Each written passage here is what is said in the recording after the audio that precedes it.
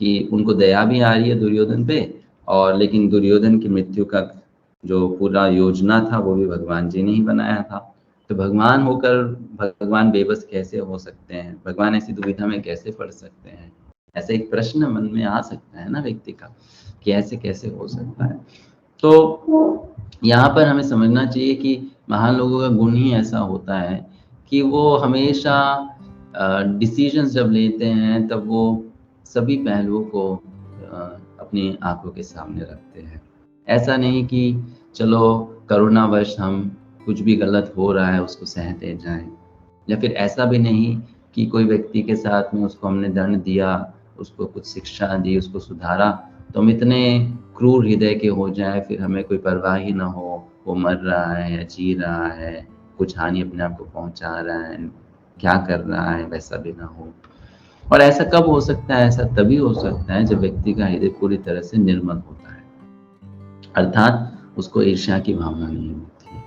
जिनके हृदय में ईर्ष्या है वो इस गुण को विकसित नहीं कर सकते।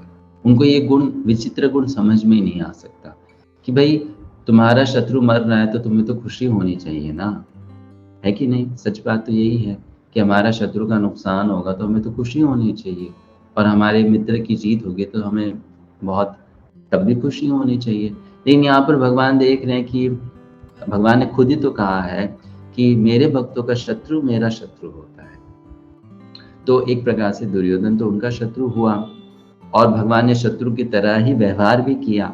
लेकिन जब शत्रु की यहाँ पे मृत्यु हो रही है उस समय भगवान ये नहीं सोच रहे कि मेरा शत्रु है, अब ये सोच रहे हैं कि वो मेरा नित्य अंश है, और वो बेचारा अपने बुरी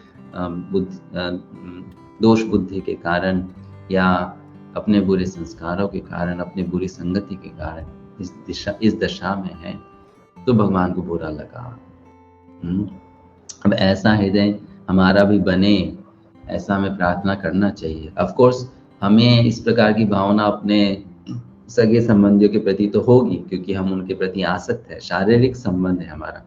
लेकिन जब हमारे हृदय में ऐसी भावना प्रत्येक जीव के प्रति आ जाएगी, है ना, जैसे कि अगर समझ लीजिए हमारे घर में कोई व्यक्ति हो, चाहे वो हमारा पति हो, पत्नी हो, बच्चे हो, माता पिता हो, और उन्होंने हमारे प्रति बहुत बुरा व्यवहार किया हो, बहुत ही गंदा व्यवहार किया हो, तो हम फिर भी उनको क्षमा कर देंगे ये सोच के चलो कोई नहीं, हमसे जुड़ा हुआ है, हमारा शारीरिक संबंध है, एक रिश्ता है, एक नाता है। अब वो करुणा होना अच्छी बात है। अगर उतनी करुणा भी ना हो फिर तो व्यक्ति मनुष्य नहीं है, है ना? उतनी करुणा होना तो अच्छी बात है, लेकिन वो करुणा होना कोई दिव्यता नहीं है। उसको हम एक भक्त का गुण या भक्त का लक्षण नहीं कह सकते। वैसी करुणा तो जानवरों में भी होती है कि नहीं होती है? आपने देखा होगा कि जानवर में भी कोई मर जाता है तो जो उसका समुदाय होता है उसमें वो शोक प्रकट करते हैं। तो ये करुणा तो सामान्य बात है। लेकिन शुद्ध भक्त में कैसी करुणा होती है कि किसी से हमारा शारीरिक संबंध नहीं है, किसी से हमारा कोई लेना देना नहीं है, लेकिन हम उसके नुकसान के बारे में अगर सुनते हैं तो भी हमें थोड़ा सा दुख पहुंचता है।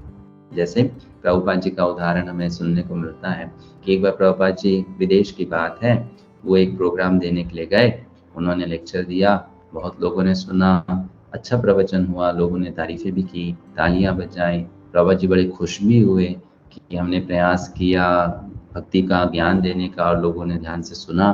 तो प्रोग्राम में सेलिब्रेट करके वो वहां से निकल रहे थे। अब जब व्यक्ति कोई सफलता प्राप्त करता है तो वो खुशी मनाने के माहौल में होता है। उस समय अगर कोई इस व्यक्ति को कुछ बुरी खबर सुना देता है तो वो क्या सोचता है, अरे तुमने तो मजाक, है ना, किरकिरा कर दिया, अभी तो मैं खुश था, उस समय तुम क्यों बोल रहे हो कि ऐसा वैसा, उस समय तो मुझे कोई बुरी खबर नहीं सुनानी चाहिए, है कि नहीं? जैसे फॉर एग्जाम्पल अगर कोई व्यक्ति खुश है, बड़ा खुश है, कुछ सेलिब्रेट कर रहा है, और वो फिर किसी अपने दोस्त के पास जाता है और बोलता है कि पता है I am so happy today, आज मैं बहुत खुश हूँ, और उस समय उसका फ्रेंड उसको बोल दे, हाँ लेकिन खुशी तो आती जाती रहती है, जीवन में खुशी भी आती है, दुख भी आता है।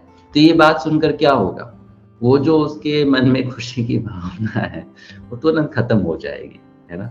वो ये बोले भाई तुम्हें ये बात बोलनी थी, तो ये तब बोलते हैं ना जब मैं दुखी होता, तब वो बोलते हैं कि हाँ जीवन में तो सुख दुख आता जाता है। तो मैं अगर दुखी होता तो मैं सोचता कि हाँ अभी दुख आया है तो ये चला जाएगा, अब कुछ समय बाद सुख आ जाएगा। जब मैं सुखी हूँ तब क्यों ऐसी बातें बोल रहे हो? तो उस समय प्रभुपाद जी जब प्रोग्राम से निकले तो बड़े खुश थे और उनको देखकर सारे भक्त भी खुश थे। लेकिन जब प्रभुपाद जी गाड़ी में बैठ के जा रहे थे, अचानक से उनकी आंख में से आंसू गिरने लगे।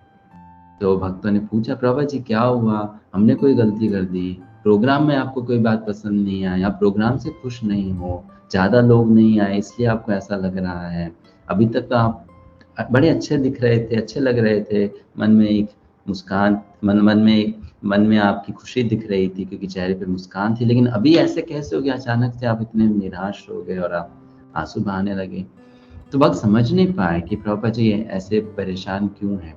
फिर कुछ समय बाद प्रभुपाद जी ने क्या किया, उन्होंने फिंगर पॉइंट आउट किया खिड़की से और वहाँ पे वो दूर दिशा में दिखा रहे थे कि कुछ लोग जो भिखारी होते हैं वो सड़क पे बैठ के भीख मांग रहे थे, वहीं पे सो रहे थे, उनके पास खाने को नहीं था।